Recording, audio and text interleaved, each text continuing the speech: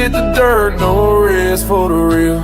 Still spine straight, I'm a soldier, no chill. Snakes in the grass, they creep and conceal. 20/30 vision, better sharpen your steel. We won't stop, I won't quit. Stand for the truth, no counterfeit. Real ones rise, let the fake ones split. Repent for the lies, let the darkness live. Echoes in the swamp, whispers in the wind. Legacy to build, can't let the devil win. Cash rules the weak, but my soul don't bend. 20/30 knocking, better cleanse that sin. They want us to sleep, but the light stays on. Fake smiles, fake friends, all of them gone. Cages of comfort, we breaking out strong. Roots in the south, but the fight's lifelong. We won't stop, I won't quit. Stand for the truth, no counterfeit. Real ones rise, let the fake ones split. Repent for the lies, let the darkness live. Prepare for the storm, skies turning gray. The wolves in the suit got dues to pay. From the ashes we climb, no time to delay. The real ones prepare for the judgment day. Yeah.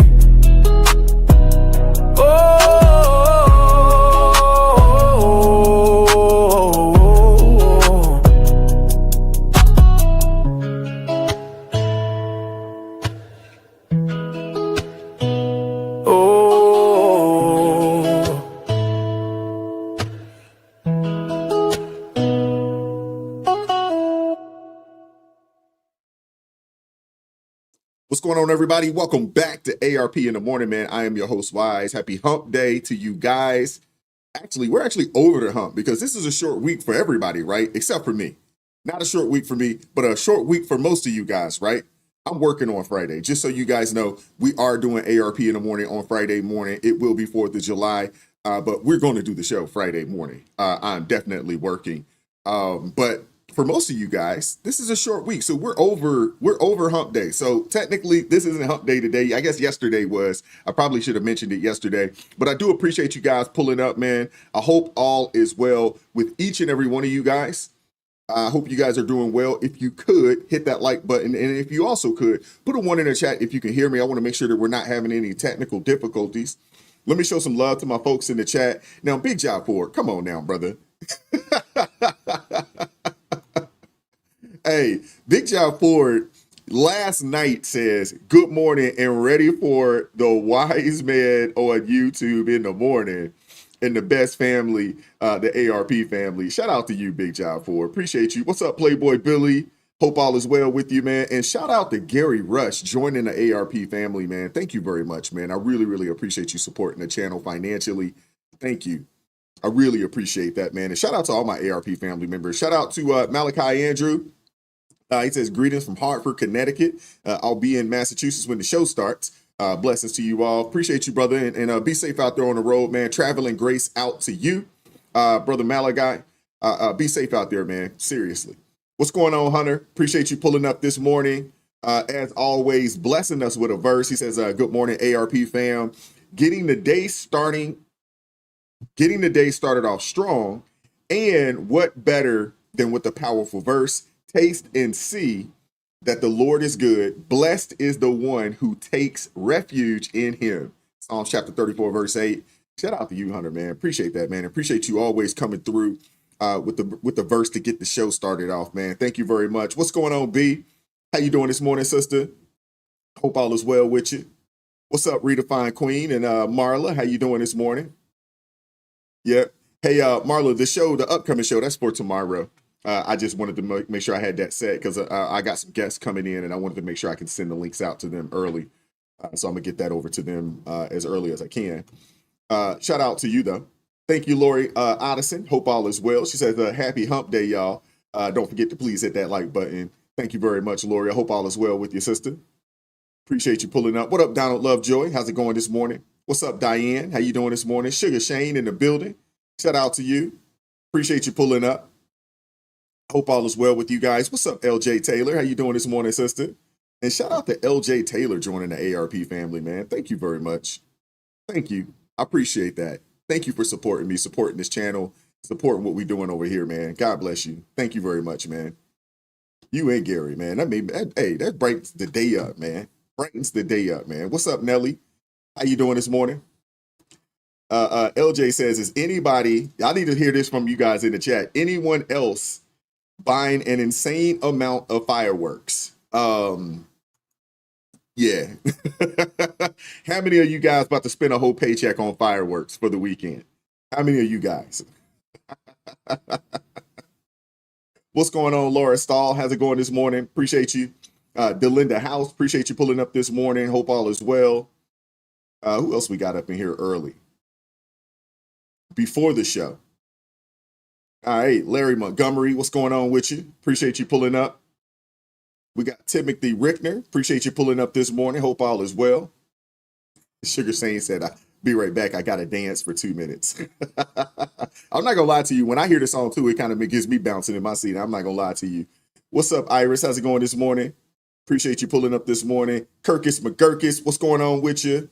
What up, Cryptic? How's it going this morning? What up, Kenneth? What's going on, brother? Yeah, I saw you. If you ain't got nothing going on tomorrow, I'm gonna reach out to you. I'll reach out to you here in a little bit. What up, Toy Mafia? How's it going? What up, Steve Berge? What's up, Chester? How's it going this morning? What up, Annie Love? Appreciate you all pulling up. Appreciate you all pulling up, man. Oh yeah. LJ Taylor says she ready for grilled pineapple and barbecue. That actually sounds really good. I haven't had grilled pineapple since I was out in Jamaica. Very, very tasty. Very tasty. Now, answer me this, LJ. Are you are you about the charcoal, or are you new age with the propane? I'm big in. I like the charcoal, and I really like the smokers. My pops, man. Oh my goodness, man. You got one of those big drum smokers in the backyard. I'm a huge fan of the smokers and the charcoal. Not so much of the propane. You know, I don't knock anybody that does the propane. It is an easier way. It's just, in my opinion, it's not really barbecuing. It's just cooking. But, you know, no shade to those, you know, that are propane tank users. Shout out to you, Dion. What's going on with you?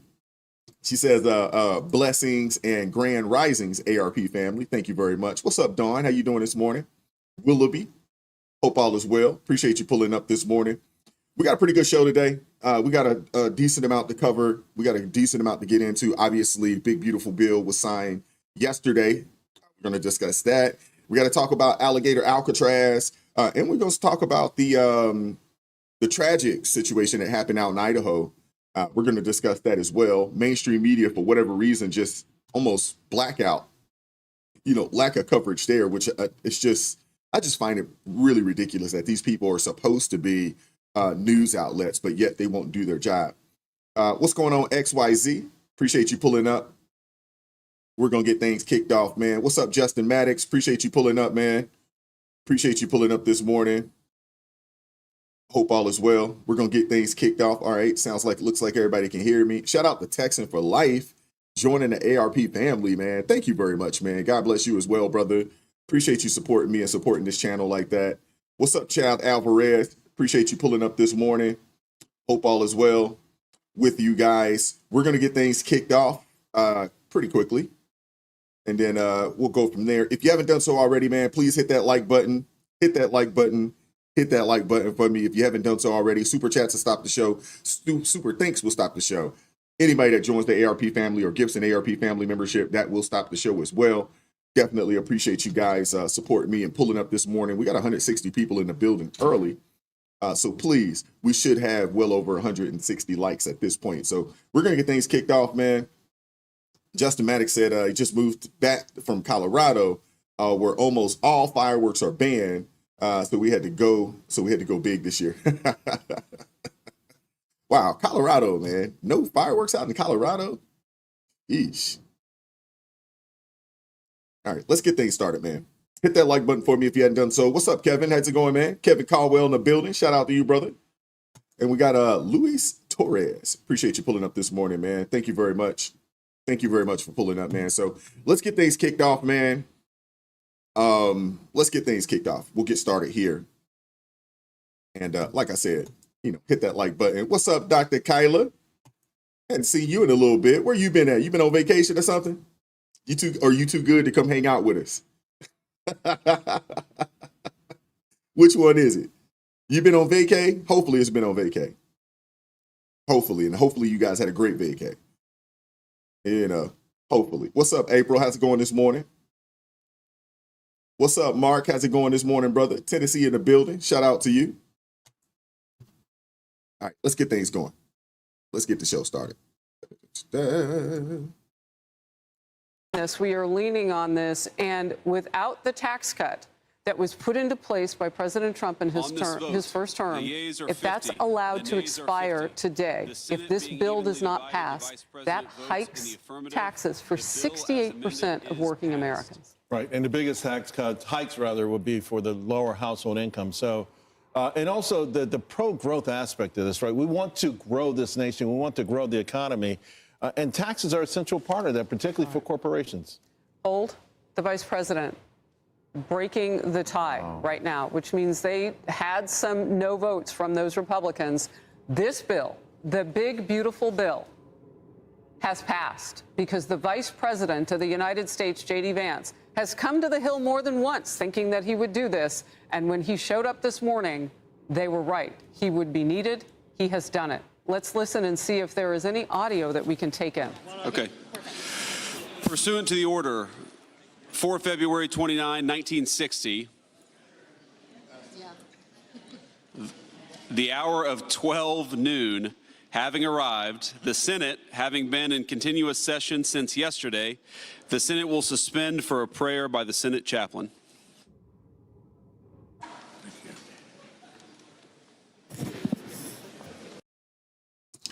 All right, so I might have let that play a little longer than I actually wanted to, but nevertheless, all to the good, all to the good. But let's do this here. And what is going on with this thing? I'm not gonna worry about it right now. We'll fix it later.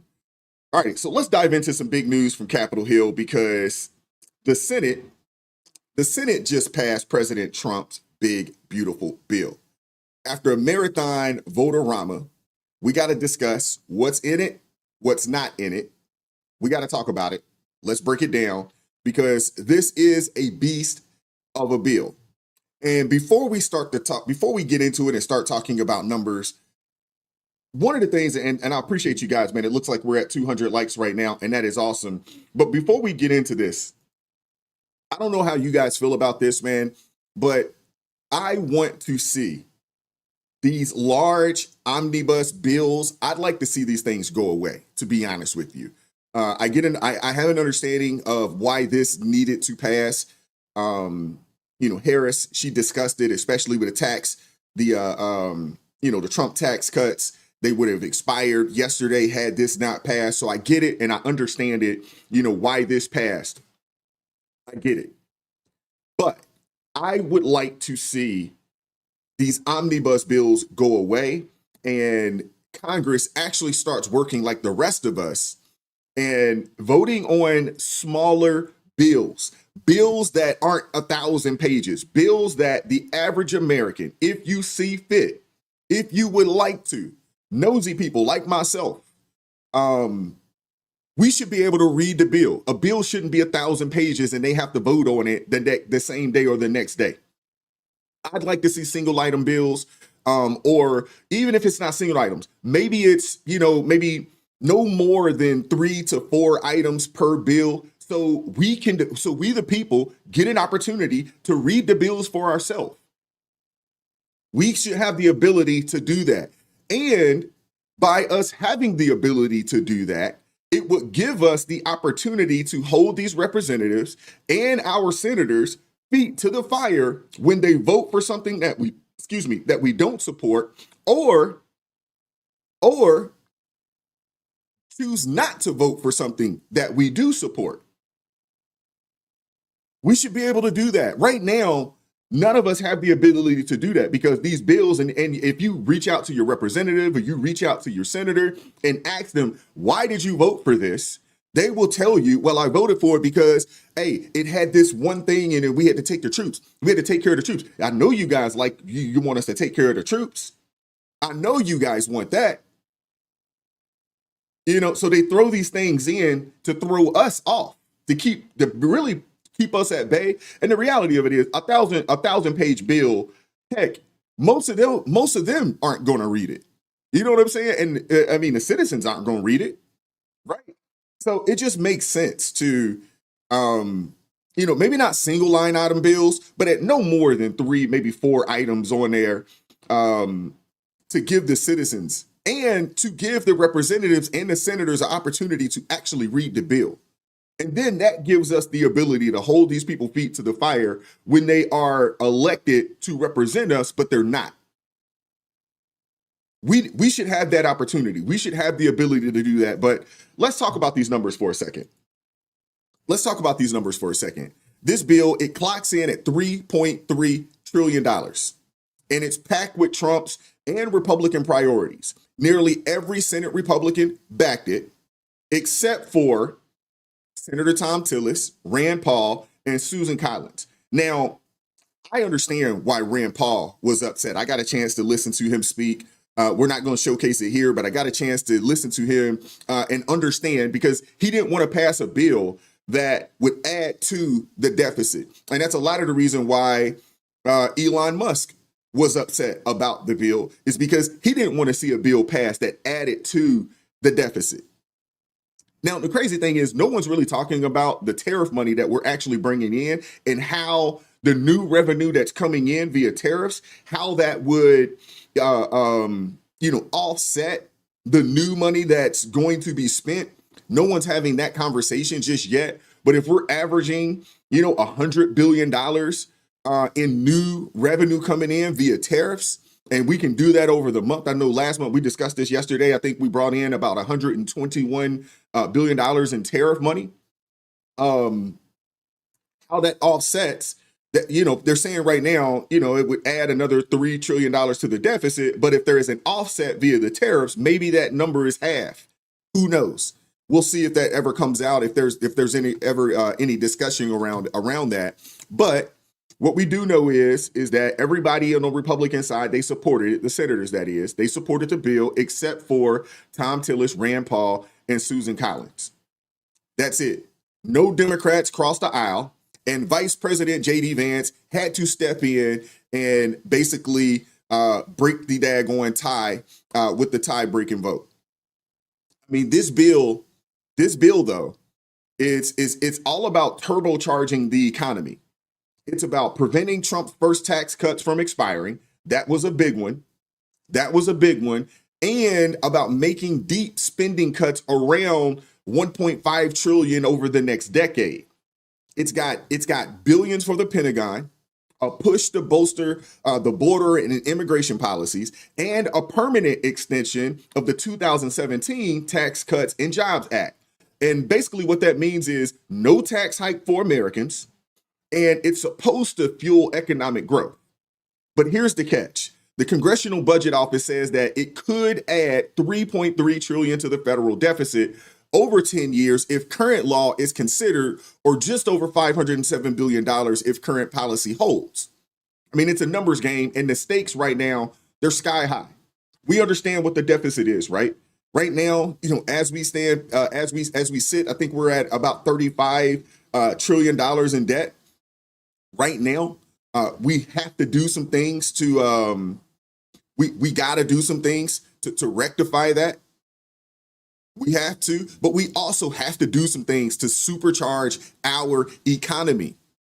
I mean, let's just keep it real. We've been in somewhat of a recession since about 2021. Let's just keep it real. I got a couple super chats I want to read real quick. Give me a second here. All right, shout out to True Texan with the $2 super chat. It says, hate when that happens. All right, criminal criminal for them to vote and not have read it, in my opinion. No, I agree with you 1,000%. I agree with you 1,000%. That you shouldn't sign or vote on something that you haven't read. You know, I agree with that 1,000%. You get no argument from me there, True Texan. You get no argument from me there. Shout out to LJ Taylor with the $5 super chat. Says, I just clocked 6 hours of OT. I need this no tax on OT to come through, baby. I haven't worked in an hourly position and I haven't worked in an hourly position, man, at this point now, over 15 years. But for all the people that would benefit from the no tax on OT, I mean, it's huge. Now, the one thing that could happen, these companies could get smart and say, hey, we're not offering OT. We're going to put y'all on salary and you're going to work those extra 5 or 10 hours and we're not going to pay you for it. That could happen. That could happen. Some of these companies, man, they slick with it, but I don't see why they would do that because it doesn't affect their pockets. I'm just saying. And I love the no tax on tips. I'm a big fan of that, big proponent of that. But let's get into the details real quick. Let's talk about what it does do. For starters, it doubles the rural hospital fund to $50 billion, which is a win for Senator Susan Collins, who pushed for it. It also rolls back the start date of SNAP work requirements for states with higher payment error rates, like Alaska, thanks to Senator Lisa Murkowski. On the border and immigration front, it's got provisions to support Trump's agenda. The bill allocates a total of $175 billion towards immigration enforcement and border security through 2029.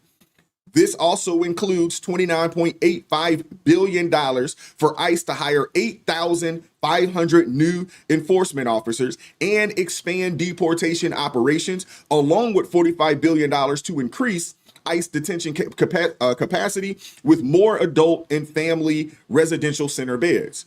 Custom and Border Protection, they received $46 billion for border wall construction, including tactical infrastructure and physical barriers, plus an additional $12 billion for hiring more Border Patrol agents, signing and relocation bonuses, vehicle purchases, and facility upgrades.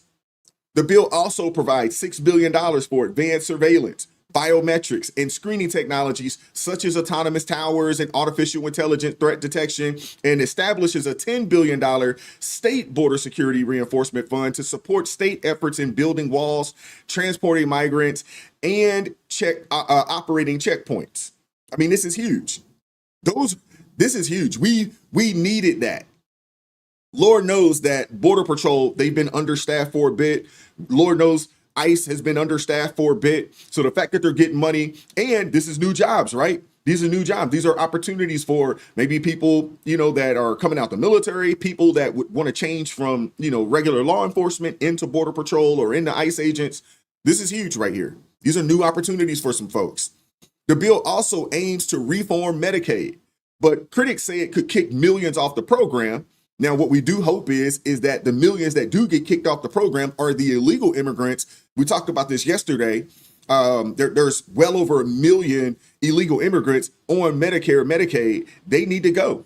We shouldn't be paying for these people. The bill also got billions for defense. And let's not forget about the tax cuts. Permanent extensions that, are supposed to keep money in Americans' pockets. Now, on the healthcare front, some are concerned about Medicaid reductions, but this is what the bill does with Medicare and Medicaid. I want you guys to see this for yourself. I'm going to pull this up. Give me 1 second because I got to share my screen, but I want you guys to see this for yourself so you get a chance to let me pull this off, put this back on. Give me a second here. Democrats say that you're forcing people off Medicaid, that's one of the consequences of this bill as it is written. Take that on. Yeah, look, let's just walk through that a little bit. It's not our intent to hurt people. What we are doing is saying if you're an able-bodied adult and you don't have kids at home under the age of 14, we want you to go to work. And if you go to work, you can keep your Medicaid benefits. If you have to take care of somebody that's dependent on you, a spouse or someone like that, then we're not asking you to go to work then. But that's not really what most taxpayers think Medicaid should be for. I mean, Medicaid should be for those individuals that are working and simply don't make enough money. But there is a group out there that has decided that they'd rather not work, but they still get the benefit of taxpayers paying for their health care. That will change. The other part on this is that there are individuals that are illegally in our country who some states are allowing on the Medicaid rolls. We intend to take those individuals off of the Medicaid rolls. We don't think that the taxpayers should be paying that. And then finally, a bigger part of this whole issue is that some of the states have been taking advantage of a loophole in which literally the amount of money coming into their state for Medicaid, the states are taxing. They're literally taxing the federal government, and then they're taking that money that they collect the tax on, they're splitting it with the hospitals, and they're keeping part of it for other state operations, and they're using part of it to enhance what their hospitals are getting. That's not fair. And so we're going to address it over a period of time. One of the biggest challenges that some people have said is you can't just dump that on the states. We agree. So the discussion that's going on in the Senate is how much of a lead-in time do you have to be fair to the states and to those lawmakers, but still to the federal taxpayers. Look, we're $37 trillion in debt. We can't have those kind of games being played. We're going to address that in this bill. You mentioned the debt level, and one of the criticisms of the Senate bill is that it actually adds to the deficit even more than the House bill did. Are you concerned about that? Totally disagree. I totally disagree.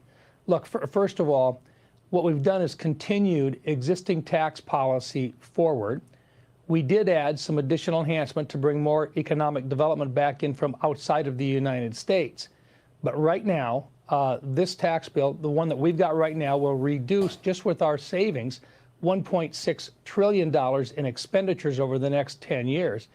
But in addition to that, the economic value, the amount of actual economic activity that's going to go on with the president's agenda, should raise literally, real close to about $4 trillion in additional revenue over the next 10 years. So, look, we're not going to be adding to the deficit. I think what Democrats are suggesting, and the reason why they're talking about this, is that they're saying that if you tax to the American people more, which is exactly what would happen if we don't pass this bill, that the average American family would pay about $2,500 more per family. Now, if you want to look at it that way, then yeah, if you want to do what Democrats want to do, you'll increase the taxes on American families by $2,500 per year directly back in. But that hurts the economy. It doesn't let us grow the economy. And that means that folks with kids and so forth wouldn't get the enhanced child rebate or reduction that we've already got built into the bill right now, and the extra $200 per child that this bill would continue to extend forward. So the Democrats' approach is we're going to tax you more. Republican approach is we're going to keep the existing tax structure in place so you don't have. Yeah, leave it to Democrats to want to take more money from you, and leave it to liberals to want the government to be involved in every aspect of your life. I just don't understand these people. I really don't. So there it is right there, folks. The bill, it's got some pretty heavy reforms. And yeah, there's some worry that, it could cut millions from the program. But here's the deal. Medicaid should be for those who work and don't make enough money, not for those who'd rather not work, but still get the benefit of taxpayers paying for their health care. Get a job. Now I get it. And he mentioned it. If you're disabled and you need the help, hey, I'm about helping the people in our country that are disabled. I'm about helping our senior citizens. I'm all about that. Those are people that are paid into the system, or they just flat out need our help. I don't have a problem with that. But if you are an able-bodied individual, you need to get your butt up and go to work like everybody else. There is nothing in this world for free. There's nothing out here for free. My grandfather always told me, anything worth having is worth working for. If you want it, go work for it. We got too many people that are sitting around depending and basically leeching on everyone else. Imagine you working your tail off in your house. You got people living in your house, eating up your food, raising your, using all your water, sucking up all your AC, and they refuse to work. How long are you going to put up with that? Seriously. How long are you going to put up with that? Seriously. He's completely right, man. Hey, if you're on the system, which is fine, but go to work. It's supposed to supplement. It's not supposed to take care of the whole thing. It's supposed to supplement your income. Seriously. Get a daggone job. And now, with companies saying that they are going to invest back in America, folks can't say, well, there's no opportunities. They can't say that. They're removing illegal immigrants and they're opening up opportunities for American citizens. So I don't want to hear that, oh, there's no jobs or this and the third. No, get your butt up and go to work. Now, I wouldn't mind, us having some people, maybe some folks that come from the staffing industry or something along those lines that can help these people piece resumes together and help them, learn how to interview. Because if you hadn't had a job in 20 years, your resume probably stinks and you don't know anything about how to conduct yourself in an interview. But we can help with that. That shouldn't be an excuse. That shouldn't be an excuse for why you can't get a job. Seriously. He's absolutely right, man. He's absolutely right. I don't mind the supplement. I get it. Everybody's not going to win. Everybody can't be a top 10%er. Everybody can't be rich. I get that. But everybody can do their part and do the best that they can possibly do. Everybody can do that. And that's all we're asking. All we're asking is do the best that you can do. And if the best that you can do, put you in a position where you may fall short, you may fall short financially, I'm okay with us, giving some of these people a helping hand and supplementing. I'm okay with that. But for you to sit on your hands and do absolutely nothing while the rest of us get up and work our tails off on a day-to-day basis, but yet you still reap the full benefit? Nah, man. Nah, it's not right. And the word says a man that doesn't work doesn't deserve to eat. You know what I'm saying? If you don't work, you don't deserve to eat. Simple as that. And let's be real. Let's be real. Illegal immigrants are still on Medicaid rolls, which is a problem. I got a problem with that. Illegal immigrants are still on Medicaid rolls, and that is a problem. The bill's intent is to change that. It is the bill's intent is to get these people up off of that. Because why should non-citizens get the benefits meant for Americans? But here's the key. If you're working and not making enough, you're not going to lose your Medicaid benefits. I don't think anybody in the chat, I don't think anybody is advocating for people that are working, but they're falling short financially. I don't think anybody's advocating for those people to be kicked off. I'm okay with the supplementing. I have a problem with people that just refuse to do anything. The reforms aim to target able-bodied adults who can work but choose not to work. Able-bodied adults who choose to work, who can work, have the ability to work. Something just flew in my eye. Goodness gracious. Give me a second. But we have entirely too many people that are able-bodied who are choosing not to work, but they can. They have the ability to. We're not trying to make the folks that are considered working poor worse. We're not trying to put them in worse situations. That's not what we're trying to do. But if you're an able-bodied adult, an able-bodied American, you should get out there and work. You should get out there and contribute. Be a productive citizen. We talked about this on, I think it was on Thursday's show. I showed the clip of the mom. Her son wanted to get a job. The mom tells the son, you can't get a job because it's going to mess our money up. What kind of example? Now, I don't know if it was real. I don't know if it was a skit. I really don't. I hope it was a skit. I hope it was a skit. But there are people out there that feel that way. There are people out there that do feel that way. I'm not going to work because I'm not about to lose my benefits.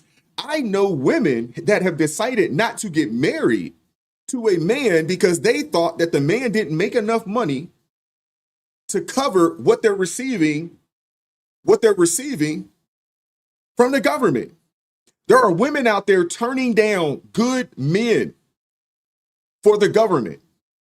And then we'll turn around and tell anybody that'll listen that they strong and independent, and they're doing it all by themselves. I mean, it is crazy. It is crazy. Seriously. I mean, that video upset me, man. I don't know if it was a skit. I don't know if it was real. But the fact that you got a young man wanting to get out there and work, wanting to get out there and make it on their own, and mom's telling him, nah, you need to live on the system. What are you teaching this man? What are you teaching this young man?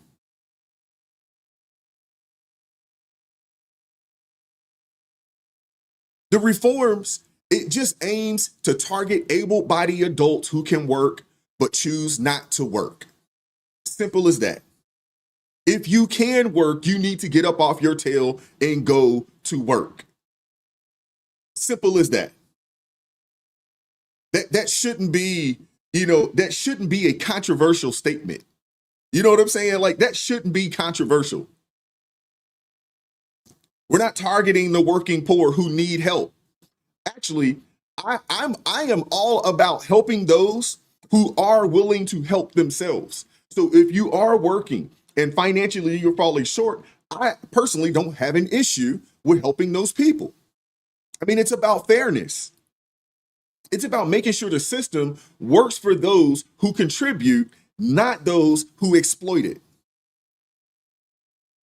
But anyway, there are some that are happy with the bill. You got others that aren't happy with the bill. Democrats, as usual, they're fuming. Republicans are split on the depth of the cuts. And you got fiscal hawks out there eyeing the spending. And I understand that. I understand that. The people that are the fiscal hawks, I understand them. I get it. Because the goal is, how do we cut into this deficit? So I get that, those that are fiscal hawks. But one thing is clear.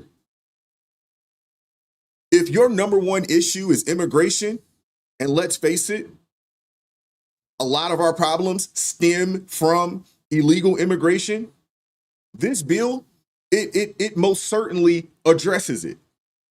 We're talking billions for border security, ICE, and Border Patrol.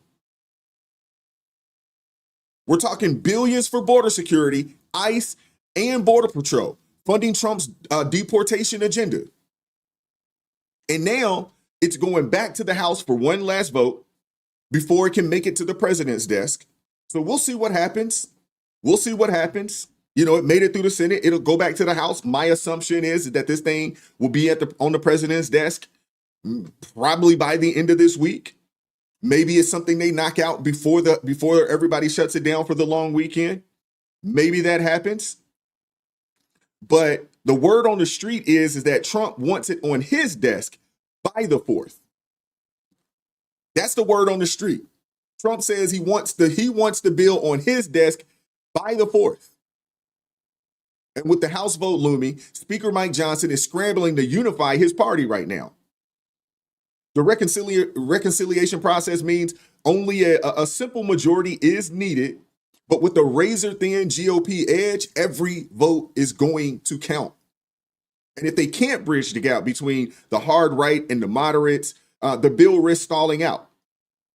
On the flip side of that, the promise of delivering on Trump's signature immigration agenda, backed by groups like Border Patrol Union, it has energized the base. And the leadership is betting on that to push it over the finish line. If the House passes it before July 4th, Trump could sign it amidst holiday fanfare, touting it as a win, touting it as a big win for his agenda. And if not, the bill might get bogged down in post-holiday wrangling, giving opponents more time to pick it apart. Either way, the clock is ticking. Now, if I was betting on this, I would bet that this bill is going to be on the president's desk before the holiday, and this thing is going to get signed. If I was a betting man, I would bet that this thing is going to get signed. And the House GOP right now, they are under pressure. The pressure is on. The pressure is on the Speaker of the House, Mike Johnson, to make sure that this bill gets through and finds its way to the president's desk quick, fast, and in a hurry. If I was a betting man, I would bet that it's going to be there. But let's shift gears for a moment.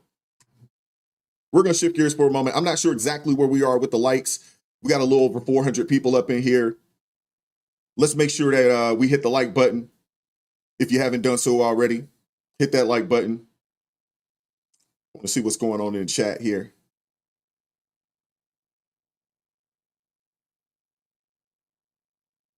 Oh, okay. Yeah, I do ask that y'all keep the language clean as much as you can. We got 289 likes. All right. Make sure y'all hit that like button for me. And we got over 400 people. We should have well over 400 likes. We should have well over 400 likes at this point.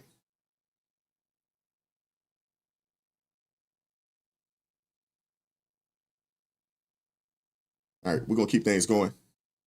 Oh, we got Hunter. We got a super chat here. Let me read that. Shout out to Hunter with the $20 super chat. This is what happens when these Democrats and foreigners indoctrinate everyone into this socialist ideologue. The view of socialism, communism, work hard or don't work at all. The government will make you equal. Yeah. Hey, and thank you, Hunter, for that, for the $20 super chat. You're absolutely right. You have a lot of people out there that just feel like somebody else can take care of it.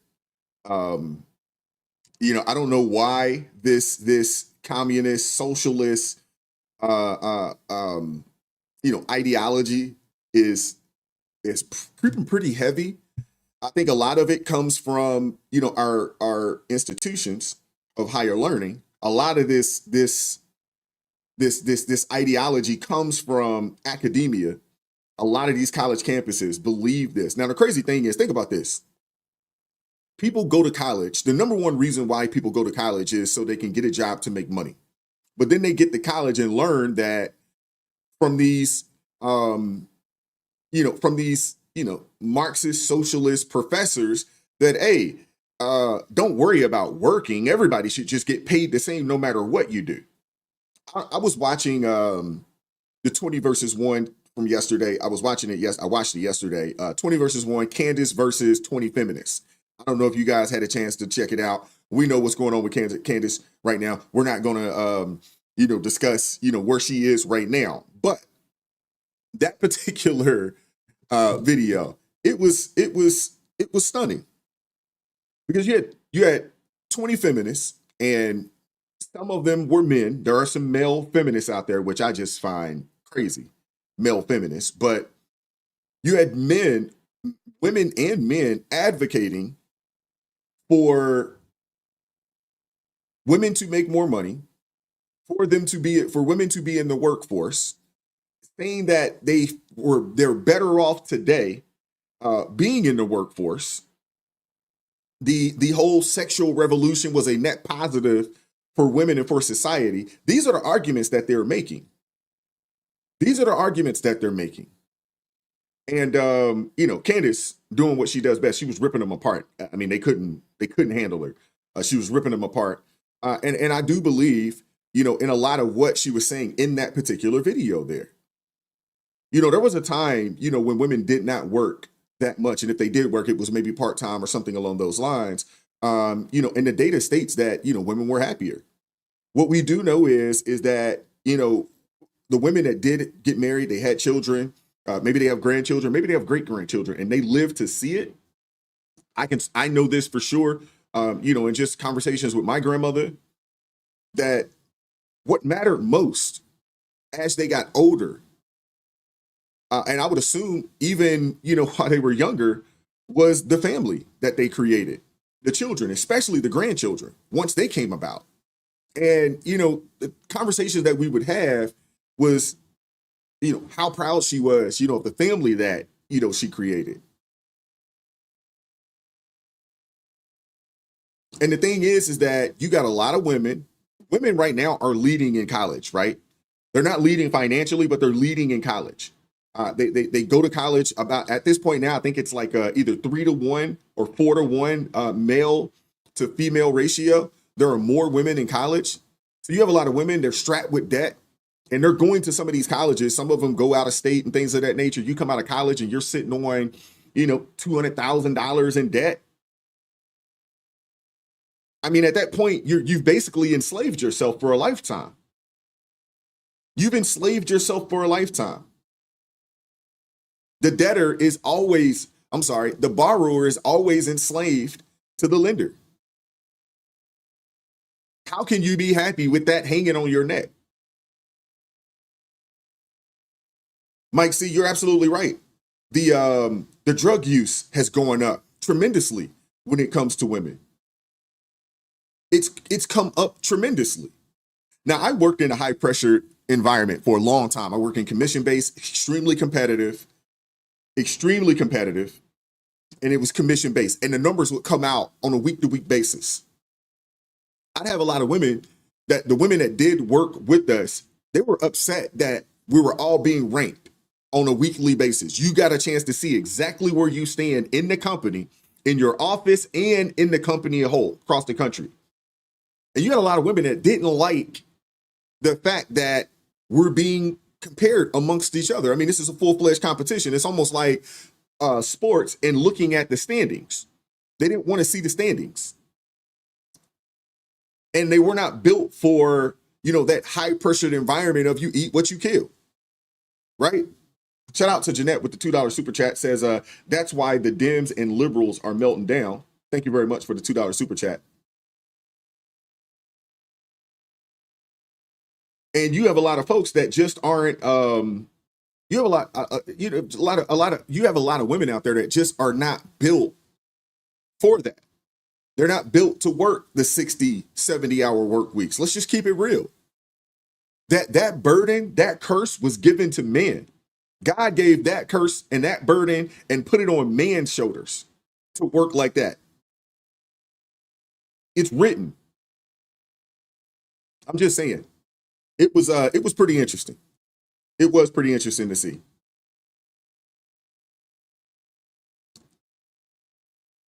Big Tim, you're absolutely right. So, take a look at these colleges. They require you to take liberal arts classes, and they heavily push that woke nonsense. I had a geology professor that wanted to give extra credit to go protest. That's what I'm talking about. It's ridiculous. It's ridiculous. Honestly, I don't even think college isn't worth the money anymore. It's overpriced. You want to think college might be the most overpriced product or service in the country right now. Most of these colleges they're not worth anything. They're antiquated as far as their teachings. They're super outdated. I mean, it's so overrated and it's overpriced. I think college might be the most overpriced service or product out there in the country that you could possibly buy. And it's such a scam, because here it is, as a young person, if you have an idea, you can't get $5,000 or $10,000 for a loan for your business idea, but they'll gladly give you, $50,000 a year over the next 4 to 5 years, and they'll slap you with $250,000 worth of debt that they know you may never even have an opportunity or have the chance to ever pay back, especially, depending on the degree that you get. You have people that are getting degrees that they're never going to make the money to pay those things back. I mean, it is insanity. But, hey, I digress. I want to shift gears for a moment. I want to talk about something that happened just about a week ago or so. The DOJ approved a so-called Alligator Alcatraz Alligator Alcatraz down in Florida. We know that Florida don't play around. We know that Florida does not play around. This migrant detention center, I mean, it's already opening. Florida don't play around, man. They do not play. Alligator Alcatraz.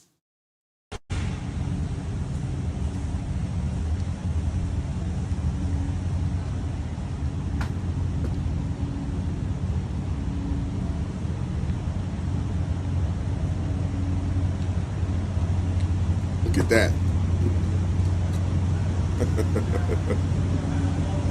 Oh, man.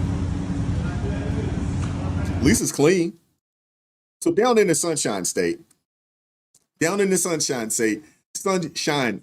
that 3 times in a row. They're taking immigration enforcement to an entirely whole new level. And as wild as it sounds, I mean, we're talking about a facility in the Everglades surrounded by gators and pythons designed to house illegal immigrants awaiting deportation. I mean, it's controversial. It's controversial, sure. But it's also a statement. No more free rides, no more exploiting our system. And Governor Ron DeSantis and the AG down there, they're calling it a deterrent. A place so harsh that people will think twice before crossing the border. And let's be real.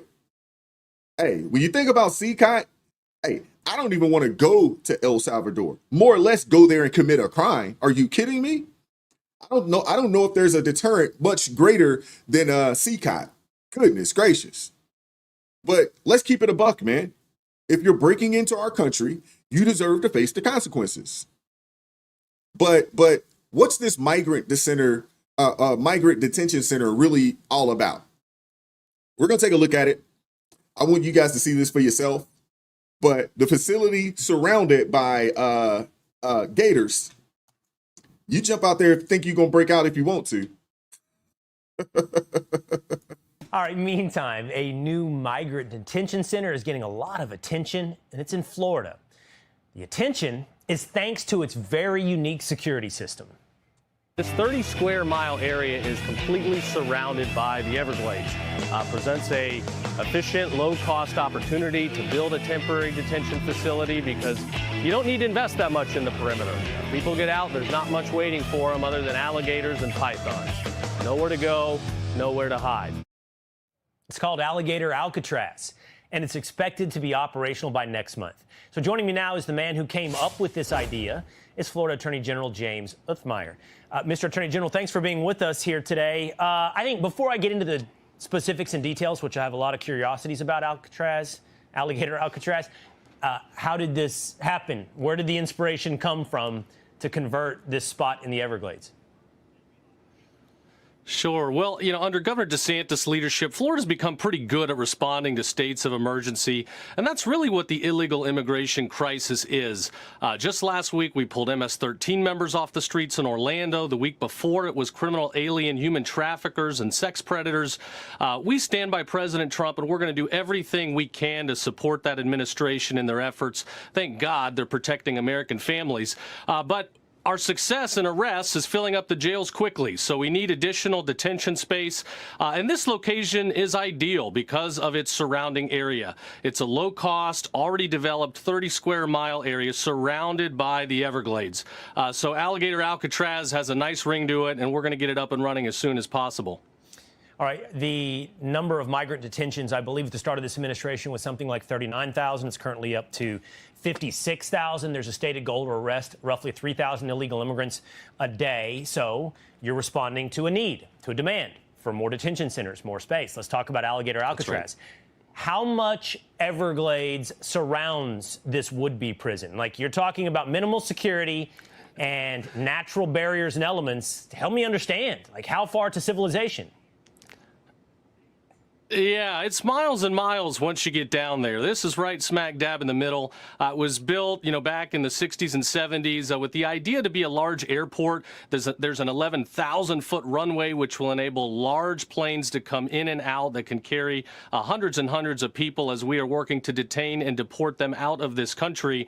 But there'll be some light infrastructure. We'll have a perimeter, but at the end of the day, Mother Nature presents the ultimate perimeter, and it's why this is the great spot for a detention facility. Okay, miles and miles of swamp and alligators and pythons and other natural barriers. What does that mean for security should you build it? Do you need less in the form of guards? Do you need a less secure, less robust perimeter?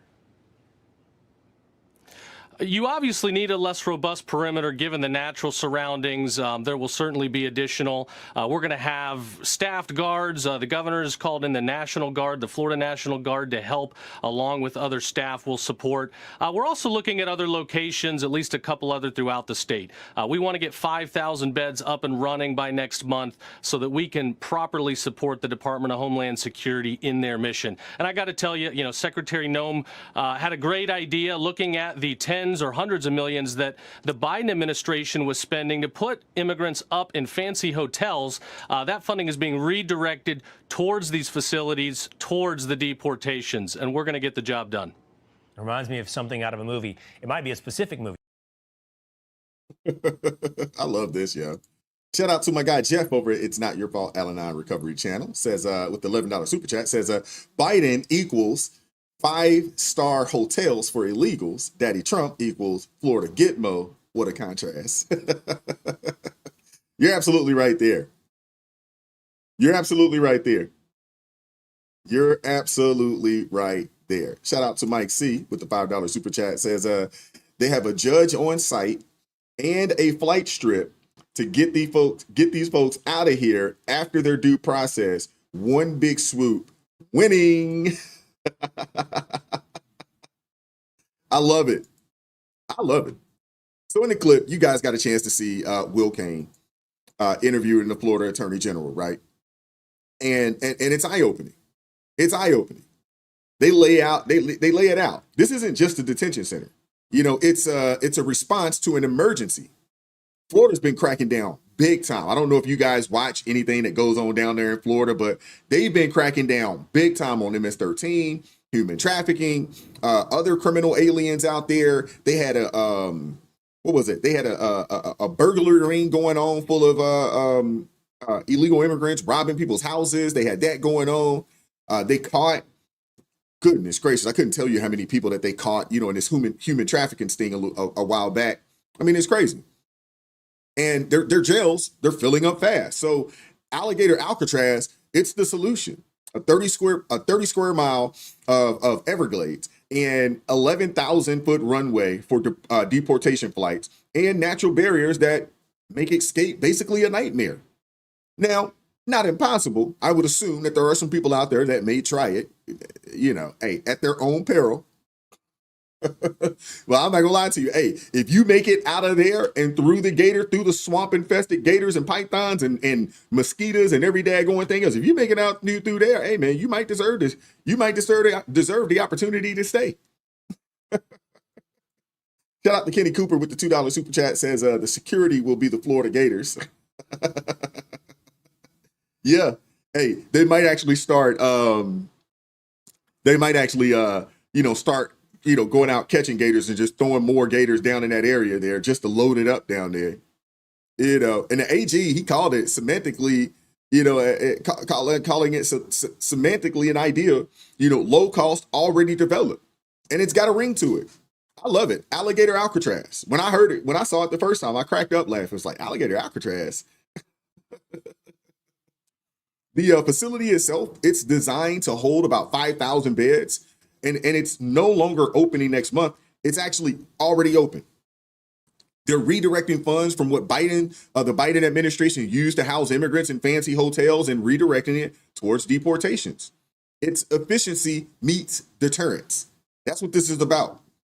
The Everglades, man, it provides the ultimate perimeter, miles and miles and miles of swamps. We're talking alligators, pythons, mosquitoes, lizards, all types of crazy stuff, down in that water, man. All types of crazy stuff in that water. There's really nowhere to go. You know, and the AG from Florida, he's clear. You don't need a robust perimeter when Mother Nature's got your back. So the big picture here is Alligator Alcatraz is more than a detention center. It's a symbol of a new era in immigration enforcement. The Everglades, the chain link fences, the bunk beds, it's all a reminder that actions have consequences. You have free will, but you don't get to choose your consequences. And the left, they're losing their minds over this. They're losing their minds over this. And to be honest with you, it's kind of funny to watch. It's kind of funny to watch. These people are losing their daggone minds, but hey, check this out for yourself. It Alligator Alcatraz. Are you fucking kidding me? If you missed it, Trump is headed to a low-cost immigrant detention camp built by Ron DeSatan in the Florida Everglades. According to Triple K Caroline, quote, the only way out is via a one-way flight, and it's surrounded by dangerous wildlife. You cannot be fucking serious. Listen, I know most maggots are 10-watt bulbs in 200-watt sockets, but let me see if I can make this crystal fucking clear for you. A large concentration of folks deemed undesirable by the government put in a camp with no due process. If only there were some historical similarities there. Oh wait, they might as well fucking write hard work will set you free above the entrance. And oh yeah, as for the whole low cost and efficiency thing, the expected spending on this is $450 million to intern 1,000 people. Not a great look for the party of fiscal responsibility. So when I tell you soulless, loathsome, maggot pieces of shit to get fucked, this is why. This is the side of history that you're supporting. Yeah, these people are weird, man. I just don't get it. I just don't get it. Why are y'all, and when I say y'all, I'm not talking about you guys. I'm not talking about you guys. I'm talking about these liberals, man. For the life of me, I don't understand. I'm about to go on a tangent for a second. Why is it that people on TikTok, like, why do they all got to drop F-bombs? And like, it's hard to find videos. It's hard to find content on that daggone, on that platform where people aren't starting off with an F-bomb. I just don't get it. Now I get it. The average person in America reads at about a sixth grade, at about a sixth grade level. So maybe that's what it is. Maybe it's just the fact that, hey, their literacy rate is so low. But I mean, come on, man. It makes no sense. I don't understand why these people are melting down. I just don't get it. But what I will say is that this actually proves that we are on the right track. It proves it. And it's funny to me because I remember a time when leftists wanted to put law-abiding citizens who refused the jab in the FEMA camps. Y'all remember that? And those same people are now upset about Alligator Alcatraz for violent convicts, people that shouldn't be here anyway. I mean, spare us the outrage, man. Seriously. Spare us the outrage. But anyway, on top of that, Trump was just down in Florida with Ron DeSantis, and they made a huge announcement. I want you guys to check that out. We're offering up our National Guard and other folks in Florida to be deputized to be immigration judges. We're working with the Department of Justice for the approvals. I'm sure Pam will approve. But then I'll have a National Guard judge advocate here. Someone has a notice to appear. Biden would tell them to come back in 3 years and appear. Now you'll be able to appear in like a day or two, so they're not going to be detained, hopefully, for all that long. We'll have people here in this facility that can make, it's a bureaucracy. The president's got to deal with the bureaucracy. Now, that Supreme Court ruling was good because that's going to allow him to be able to exercise Article 2 the way founders intended, but you still have bureaucracy. So we want to cut through that so that we have an efficient operation between Florida and DHS to get the removal of these illegals done. All right, so Trump and DeSantis, they did confirm that Florida will deputize National Guardsmen as immigration judges. And instead of waiting 3 years for a deportations decision, it'll be made in much less time than that. This isn't just about detention. It's about speeding up the process, cutting through the red tape, and getting the results that we voted for. DeSantis is all in, saying that they're working with the Department of Justice to make it happen. And Trump's backing that idea 100%. And every red state needs to follow suit because this is how you secure the border. This is how you protect America. It's a game changer, and it's happening now. So what's the big picture? This isn't just about Florida. It's about a new era in immigration enforcement. Alligator, Alcatraz, the National Guardsmen as judges, Trump and DeSantis leading the charge. It's bold, it's controversial, and well, I'm 100% here for it, man. I'm 100% here for it. And if you haven't done so already, please hit that like button. If you haven't done so already, hit that like button. Hit that like button. I'm not sure exactly where we are, but we should definitely be well over 400 at this point. Hit that like button for me. And last but not least, we got to talk about what happened over the weekend. I'd be remiss if we did not have a conversation about this. And shout out to Eric Smith for bringing this 100% to my attention.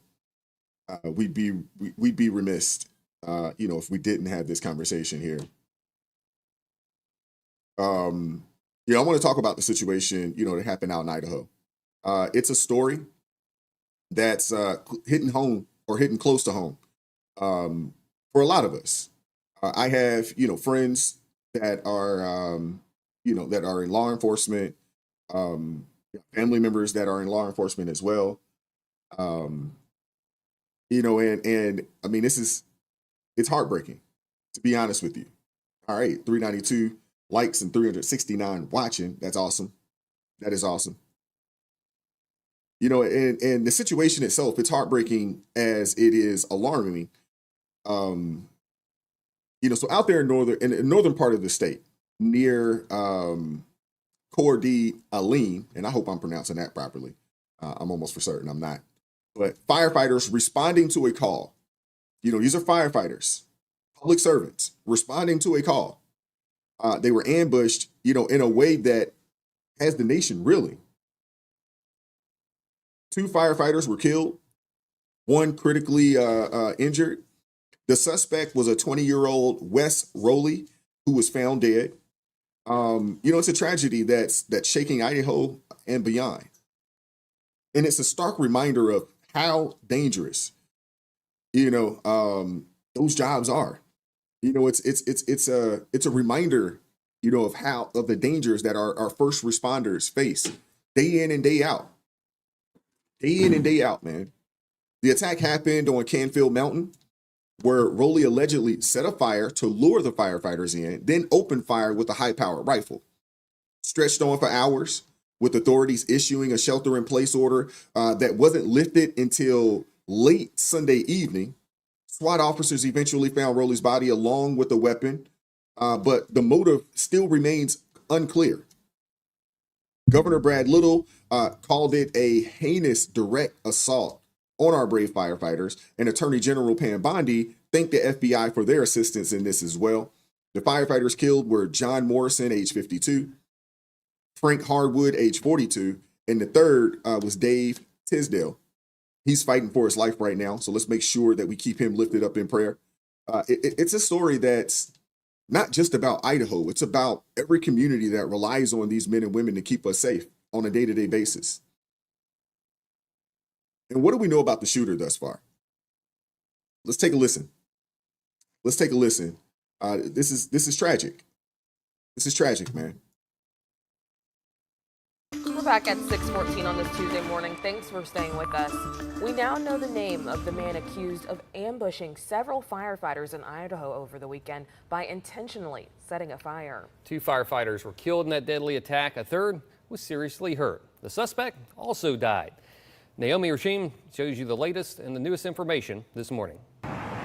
The Coeur d'Alene, Idaho community lined the streets to support their local fire department after the horrific shooting that left 2 firefighters dead. These are our neighbors and our sons and our brothers and our friends. Those firefighters have now been identified as 42-year-old Battalion Chief Frank Harwood and 52-year-old Battalion Chief John Morrison. Firehouse engineer Dave Tisdale was also critically injured in what police are calling an ambush. They say 20-year-old Wes Rowley set the fire to lure first responders up Canfield Mountain, had contact and a brief discussion with the crews, and then started shooting over several hours, at one point shooting at authorities from within a tree. Some law enforcement right now, there's an active shooter zone. Everybody shot up here. Law enforcement, code 3 now up here. Investigators say it appears Rowley shot and killed himself during the exchange. They are now poring over his social media in search of a possible motive, but say at one point he had aspirations of becoming a firefighter himself. Rowley's family released a statement saying, "Our hearts and spirits are broken for the lost and hurting, and for our own loss as well." His former roommate is left in shock. I can't believe what he did. I mean, that is an absolutely disgusting thing to do. Authorities say the suspect used a flint starter to ignite the blaze, which is still burning in the steep terrain. Family members of the injured firefighter say that he has had 2 successful surgeries and is currently surrounded by family and is able to open his eyes. So some good news there. Okay, so let's talk about the suspect and possible motives real quick. Let's do that. Wes Rowley, just 20 years old, didn't have a criminal record, but he wasn't a stranger to local law enforcement either. Since moving to Idaho in 2024, he had 5 minor interactions, one of which for trespassing, and he complied when asked to leave. Sheriff Bob Norris mentioned something that's particularly haunting, that Rowley once wanted to be a firefighter himself. That's a twist of irony that's to an extent somewhat hard to stomach. His grandfather even told NBC News that Rowley respected law enforcement, which makes this even more baffling. But here's where it gets darker. While the sheriff ruled out any connection to Islamic Jihad, despite some wild theories that were floating around on social media, y'all know how social media can be, there's another angle that we can't ignore either. Reports are emerging that Rowley may have had ties to neo-Nazi groups. That's the word. That's the word out there. Possibly influenced by online radicalization. Wouldn't be hard to believe, but that's not yet confirmed. But it's a line of inquiry that's raising some alarms there. His mother said that he moved from Arizona to Idaho in 2023 to work for his father's tree trimming company and was doing great, but clearly something snapped. Was it mental health issues? We know we got a mental health crisis. We just ended Men's Mental Health Week. Was it radicalization? Could have been a combination of the both. We don't know. A lot of folks, they're still piecing it together, but this isn't the first time we've seen young men like Rowley turn to violence after being sucked into extremist ideologies. The investigation's ongoing, and we're still trying to understand why this happened. Did Rowley act alone, or was he a part of a larger network? The FBI is involved in this now. They're involved in the investigation. They're combing through his digital footprint, looking for clues. His mother's social media posts paint a picture of a normal kid, but we know better than to trust the surface appearances. The reality is our first responders, they're on the front line, not just against fires, but against a growing tide of domestic terrorism. This ambush, it wasn't random. It was calculated. It was cold. Rowley allegedly, set the fire to lure the firefighters in. Then he opened fire with a high-powered rifle. I mean, it's a reminder that the threats are evolving, and they're coming from within. The firefighters killed John Morrison, Frank Harwood. They were just doing their jobs. And now their families are left to pick up the pieces. Let's make sure that we keep their families lifted up in prayer. The third individual that was harmed or hurt, in this incident was Dave Tisdale. He's currently in the hospital right now, fighting for his life. Let's make sure that we keep him lifted up in prayer. We're all praying for him and his family. This isn't just about Idaho. It's about every community that depends on these types of heroes. We all have them, right? We all have people that are Leos. We all have people, that are firefighters. We all have people, that are EMTs, in our communities. These are the people that come to the danger to keep us safe. They shouldn't be ambushed. And not to mention, Sunday's incident happened 24 years to the day after the 2001 burning of an Aryan Nations compound in Hayden Lake, just 7 miles north, of where this situation took place back in 2001. During a fire training operation, the cabin in the compound was torched because it had been sold to the fire department after Aryan Nation's leader Richard Butler filed for bankruptcy. And why? Because of a settlement involving the shooting of a Native American woman and her son by Aryan Nation guards. The site was then used for training and it was burned down. Now, fast forward to this weekend and we're seeing another act of violence in the same area. Could these two things be associated? We don't know. We don't know yet. But it is worth asking the questions, right? The Aryan Nations compound was once the epicenter of neo-Nazi activity in America, and Hayden Lake itself has a dark history. It's a small city, population of about a little over 500, but it's been a magnet for extremists dating back to the 1970s when Butler set up shop. The compound was 20 acres, and it was a 20-acre fortress of hate. And even after it was dismantled, the shadow still lingers. This recent attack just miles away raises alarms. Is it a copycat? Could be. Is it a resurgence of that type of ideology? Could be as well. They're still putting the pieces together on this, but one thing is clear: acts of evil are acts of evil, and we live in a sick time where some might celebrate it depending on the shooter's justification. We've seen it before, and it's quite terrifying. Again, we have to keep the family members of those fallen firefighters lifted up in prayer. Mr. Tisdale, that is currently in the hospital fighting for his life, man. Let's make sure we keep him lifted up in prayer, that he pulls through into a 100% recovery. And let's keep his family lifted up in prayer as well, that they can just be strong for him. I mean, but this is a crazy situation, man. This is a crazy situation.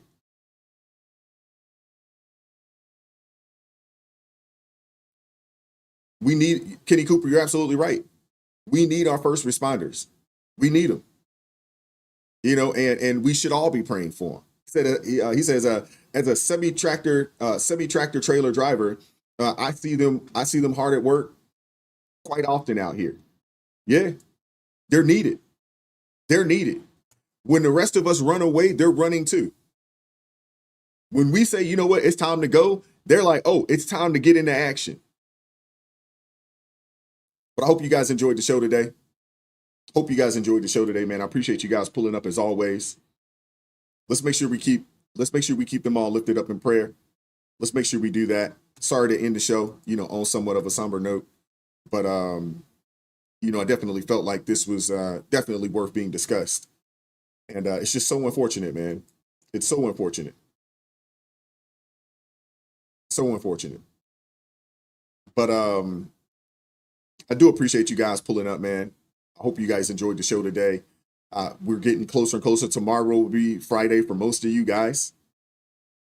We're gonna have a pretty good show tomorrow. Got some guests pulling up, so we're gonna have a good show tomorrow. I'm looking forward to that. But I hope you guys enjoyed the show today, man. Enjoy the rest of your work day.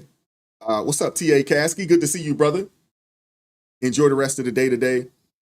As always, man, you guys stay safe out there, man. Keep your head on a swivel. There is some crazy out here. Man. So make sure you keep your head on a swivel, man. What's up, Quincy? How you doing, brother? Keep your head on a swivel out there, man. It is crazy. You just never know, right? You just never know. But I do appreciate you guys, as always, pulling up, man. I appreciate everybody that supported the channel financially this morning. Shout out to all my new folks that joined the ARP family. Thank you very much for supporting the channel. Thank you very much. I do appreciate that. Dr. Kyla, it was good to see you in the chat today. Don't be a stranger. Don't leave us like that. Don't be a stranger. It's good to see you in the chat this morning. That was awesome. And, we'll be back at this thing tomorrow. Man. Thank you, Crystal. Appreciate that. As always, man, y'all stay safe out there, man. Keep God first. Stay prayed up. We'll catch up with you all, man. Y'all take care, man. Peace.